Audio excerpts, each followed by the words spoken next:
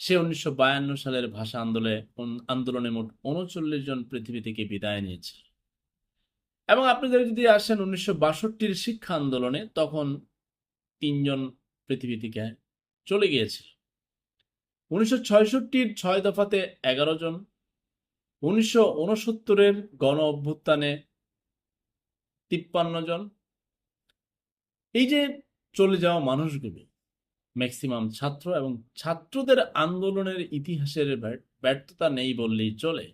শুধু যদি এইটুকু মনে রাখতো এবং বুঝতো কর্তৃপক্ষ, তাহলে আজকের বাংলাদেশের এই অবস্থা হতো না, এবং কোমলমতি শিক্ষার্থীরা, শ্রমজীবী, পেশাজীবী, সাংবাদিক, প্রশাসনের ৪ জন সহ এই মানুষগুলো চলে যেত না। মানুষ মরণশীল, আমি আপনি চলে যাব, থাকবো না। বাট এইভাবে কেন? যে মা তার সন্তান হারিয়েছে, যে বাবা তার সন্তান হারিয়েছে